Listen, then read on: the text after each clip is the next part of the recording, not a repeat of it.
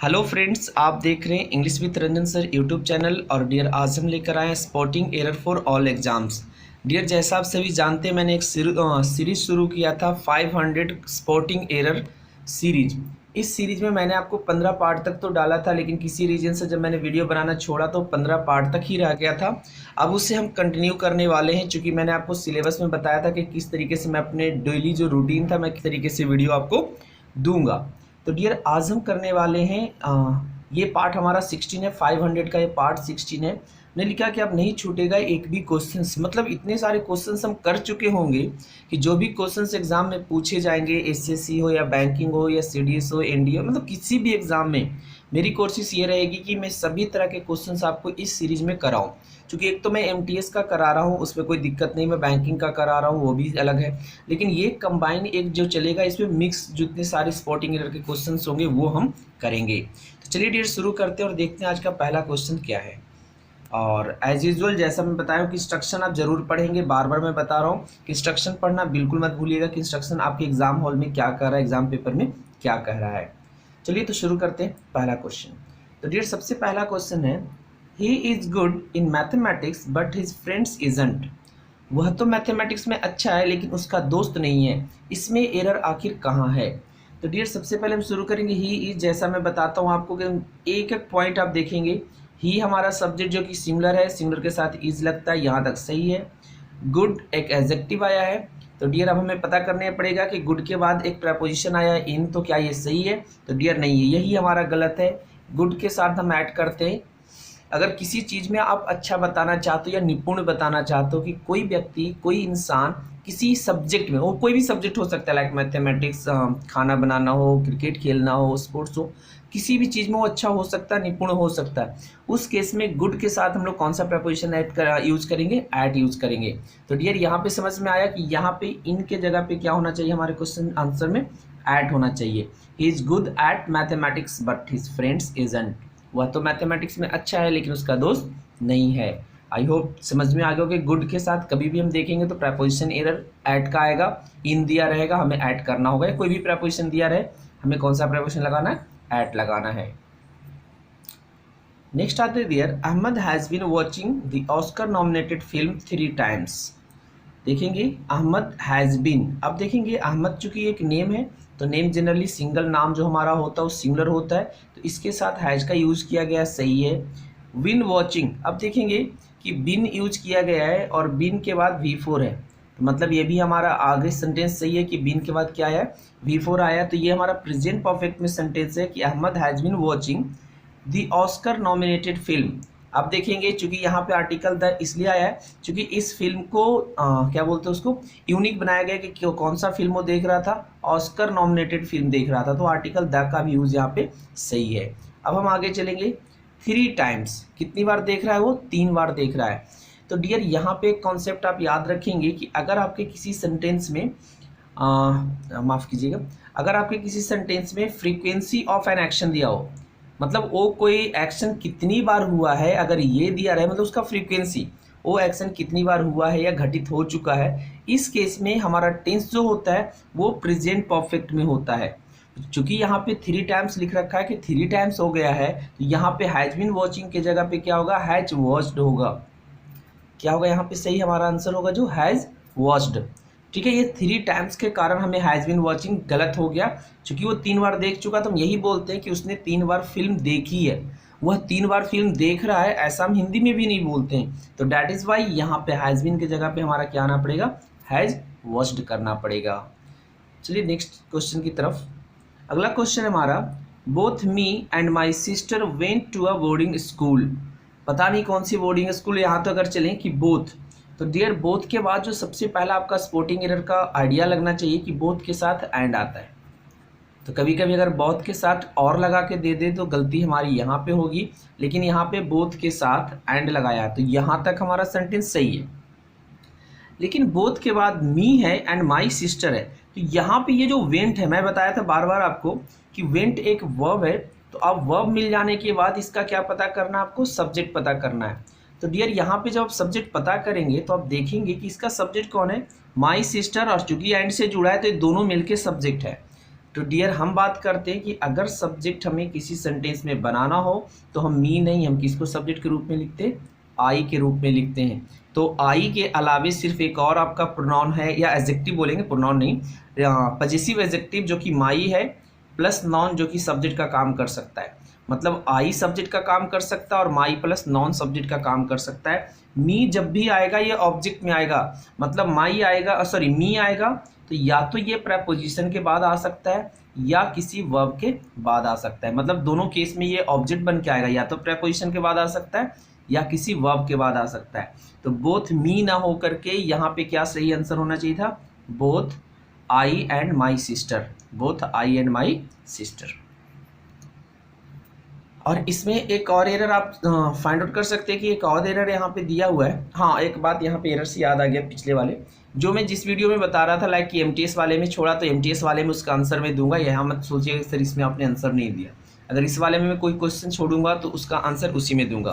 तो एमटीएस वाला हम एमटीएस में करेंगे, बैंकिंग वाला बैंकिंग में, और ये जो मिक्स्ड है वो मिक्स्ड वाले में चलेगा। तो यहाँ पे एक मेरा क्वेश्चन है कि क्या आई बाद में और माई सिस्टर पहले नहीं आना चाहिए था क्या? इस पे आप गौर करेंगे और कमेंट करके जरूर बताएंगे कि माई सिस्टर एंड आई होना चाहिए, आई एंड माई सिस्टर सही होगा। चलिए चलते हैं अगले क्वेश्चन की तरफ। अगला क्वेश्चन है those who are in power. आप देखेंगे डियर, सबसे पहले शुरू से करें हम, दोज ये एक प्लूरल प्रोनाउन के जैसा यूज किया गया है, डेमोन्स्ट्रेटिव प्रोनाउन। हु आर, अब यहाँ पे आर किस रीजन से आया है? मैंने आपको कई वीडियो में बताया कि अगर कहीं रिलेटिव प्रोनाउन आपको मिल जाए तो रिलेटिव प्रोनाउन के बाद में जो वर्ब होता है ना, वो इसके पहले आए नॉन या प्रोनाउन के हिसाब से होता है, और इसको हम कहते हैं एंटीसीडेंट। क्या कहेंगे इसको? Antecedent of relative pronoun. ये जो वर्ब होगा वो एंटीसीडेंट के अकॉर्डिंग होगा। तो यहाँ पे हमें देखने वाली बात है कि हु के बाद आर आया है तो दोज के लिए आर आया है, मतलब दोज के साथ हम आर ही लगाते हैं। अगर अगर ये दिस या डैड देता, दिस या डैड देता, इस केस में यहाँ पे ईज आता। चूंकि यहाँ पे दोज है तो आर हमारा सही है। ले यहाँ तक क्लियर है? इन पावर मतलब जो पावर में है, हैव टू। अब इस हैव का सब्जेक्ट कौन है? अगेन इस हैव का सब्जेक्ट हमारा दोज है। ठीक है, ये चीजें समझ में आ गई कि यहाँ पे आर का भी सब्जेक्ट दोज है और हैव का भी सब्जेक्ट दोज है। चलिए सही है कि दोज के साथ हैव भी लगेगा। टू बी, अब देखेंगे डियर कि जब टू बी यूज किया गया है, मतलब बी के बाद यदि वर्ब आएगा एक्टिव वॉइस में तो V4 होगा, अगर पैसिव वॉइस में होगा तो V3 होगा, या इसके जगह पे नॉन, एडजेक्टिव या एडवर्ब आ सकता है। केस समझ में आ गया कि अगर टू बी लिखा है तो एक्टिव वॉइस में V4 आएगा, पैसिव वॉइस में V3 आएगा, और अगर ये दोनों नहीं है तो यहाँ पे नॉन, एडजेक्टिव और एडवर्ब आएंगे। तो देखिए डियर, टू बी सेंसेटिव, चलिए देखिए अच्छी बात है कि टू बी के बाद यहाँ पे सेंसेटिव लगा दिया है। अब सेंसेटिव के बाद इस प्रेपोजिशन को देखेंगे तो आप पता कर पाएंगे कि ये जो सेंसेटिव है इसके बाद ऑफ ना आकर के कौन सा प्रेपोजिशन आता है? टू। तो डियर हमने गलती फाइंड आउट कर ली, एरर फाइंड आउट कर ली कि यहाँ पे ऑफ ना होकर के क्या यहाँ पे होना चाहिए था? To. Sensitive to the sufferings of the poor. और डियर यहाँ पे मैं बता दूं फिर से, द पुअर का मतलब क्या होता है? जब भी हम कुछ एडजेक्टिव्स के पहले द लगाते हैं तो इसका मतलब होता है the poor people, the rich people, इस तरीके से। मतलब पुअर पीपल इसका मतलब होगा, रिच पीपल इसका मतलब होता है अगर द रिच बोल दिया जाए। तो समझ में आया कि यहाँ पे ऑफ की जगह पे क्या आना चाहिए? To. The teacher was happy when he entered. देखेंगे द टीचर सिंगुलर नाउन है तो यहाँ पे वॉज आया है, हैप्पी एक एडजेक्टिव का काम कर रहा है, वेन फिर से यहाँ पे एक कंजंक्शन बोल सकते हो, रिलेटिव प्रोनाउन जैसा ये काम कर रहा है कि कंजंक्शन जैसा ऐड कर रहा है। वेन ही का मतलब कौन? हमेशा रिलेट करते चलेंगे, अगर प्रोनाउन आया तो उसे रिलेट करते चलेंगे नाउन से।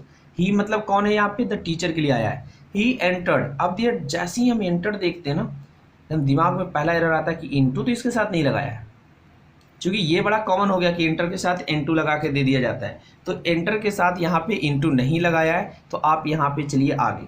Enter the class which. अब विच किसके लिए आया है?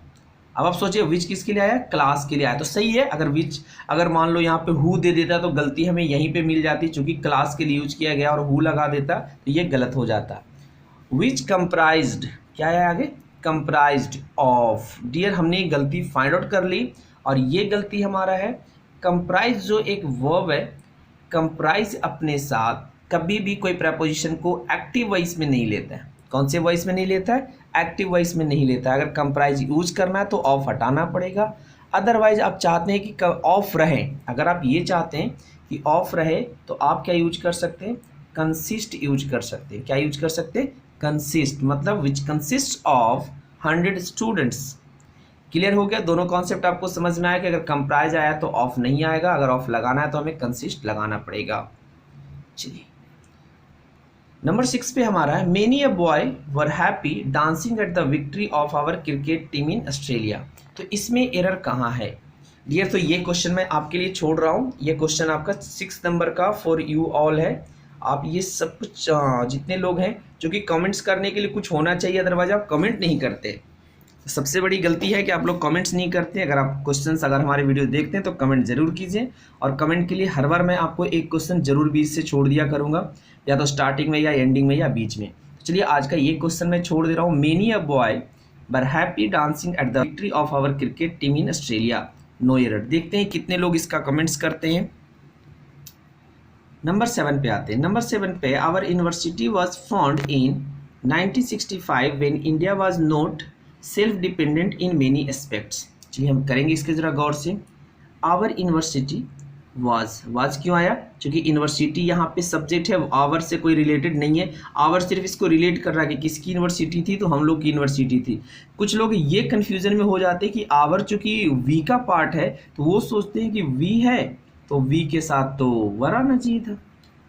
तो डियर वी के साथ वर आना चाहिए था, आवर ये नहीं बताता कि हम आवर वी के जैसा काम करते हैं। ठीक है, तो यहाँ पे वाज हमारा सही है। नेक्स्ट आते हैं फॉन्ड। ये एक वर्ब है डियर फॉन्ड, और फॉन्ड का मतलब होता है, ये फाइंड का V2 है।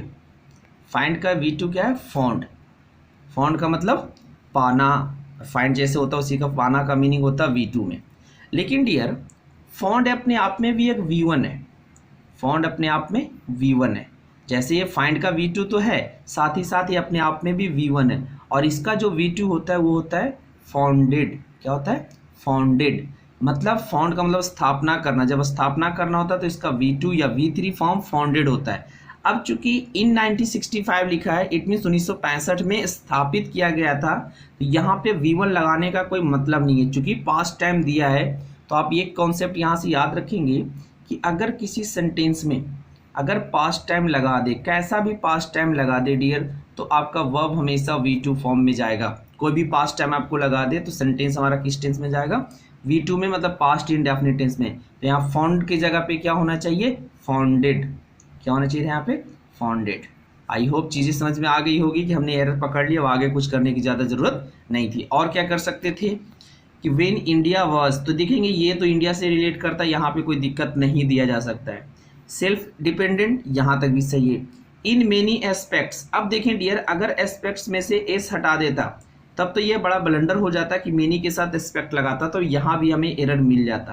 तो ध्यान रखेंगे कि अगर मेनी आ रहा तो मेनी के बाद जो नॉन होगा, एक्चुअली मेनी बॉयज हमें नजर आता है, लेकिन एस्पेक्ट कुछ नया वर्ड जैसे ही आता है तो हम क्या सोचने लगते हैं, यार ये क्या है पता नहीं, तो उस पर ध्यान ही नहीं जाता हमारा। तो डियर यहाँ पे ध्यान रखेंगे कि कैसा भी नॉन हो, अगर मेनी आया तो कैसा नॉन होगा, प्लूरल नॉन होगा। नेक्स्ट आते नंबर 8 पे, each student was given a toy. Each student, देखेंगे ईच और एवरी के बाद नॉन हमेशा किस नंबर में आता है, सिंगुलर नंबर में। अब नॉन जब सिंगुलर हो गया तो वर्ब कैसा आएगा, सिंगुलर आएगा। तो ईच स्टूडेंट वाज गिवन, अब देखेंगे वाज के बाद V3 लगाए, तो एम इज आर या वाज वर्ब के बाद जब V3 होता है तो सेंटेंस हमारा किस टेंस में हो जाता है, सॉरी किस वॉइस में होता है, पैसिव वॉइस में होता है। तो हमारा सेंटेंस मतलब यहाँ से पैसिव वॉइस में है कि ईच स्टूडेंट वाज गिवन, प्रत्येक स्टूडेंट को दिया गया था अ टॉय, मतलब सबको एक दिया गया था toy. As a parting gift, मतलब एक दूसरे से अलग हो रहे थे उसके लिए सब स्टूडेंट को एक गिफ्ट दिया गया था। विच का मतलब क्या, ये जो गिफ्ट दिया गया था, ये जो प्रोसेस था ना उसके लिए आएगा विच मेड हिम। अब जरा देखिए मैंने आपको ये और कॉन्सेप्ट बताया कि अगर कहीं भी आप प्रोनाउन देखें, कहीं भी कैसा भी आपको प्रोनाउन नजर आए तो जरूर इससे रिलेटिंग नॉन फाइंड आउट करने की कोशिश करें। क्या फाइंड आउट करने की कोशिश करेंगे, नॉन, कि उसके रिलेटेड नॉन कहाँ है। तो हिम यहाँ पे किसके लिए आया, जरा आप ये गौर करें। हिम यहाँ पे डियर आया है इस स्टूडेंट के लिए, ठीक है। तो आपको लग रहा हो कि सर स्टूडेंट है सिंगुलर तो हमें हिम लगा दिया गया, तो क्या दिक्कत लगाया, सही है। लेकिन डियर देखेंगे कि ईच स्टूडेंट का मतलब क्या होता है कि प्रत्येक स्टूडेंट, मतलब वहाँ पे नंबर ऑफ स्टूडेंट्स होंगे, स्टूडेंट्स की संख्या ज़्यादा होगी। तो इस केस में याद रखेंगे कि ईच स्टूडेंट तो आएगा, लेकिन इसके साथ जो प्रोनाउन आएगा वो प्लूरल फॉर्म में आएगा, सिंगुलर फॉर्म में नहीं आएगा। तो यहाँ पे क्या आंसर होगा, दियर हैप्पी, सॉरी दियर बोल रहा हूँ, देम हैप्पी। क्या आंसर होगा, each student was given a toy as a parting gift which made them happy. क्या किया, उन लोगों को खुश किया, प्रत्येक स्टूडेंट जितने थे सबको खुश किया। तो हिम यहाँ पे नहीं होगा, आप कंफ्यूज मत रहिएगा कि कभी भी ईच और एवरी से दे दे उसके साथ नॉन, तो नॉन तो रहेगा सिंगुलर में, लेकिन प्रोनाउन जो आएगा वो कैसा आएगा, प्लूरल नंबर में आएगा। ओके, चलो चलते हैं नेक्स्ट में। अगला हमारा है इट वाज सजेस्टेड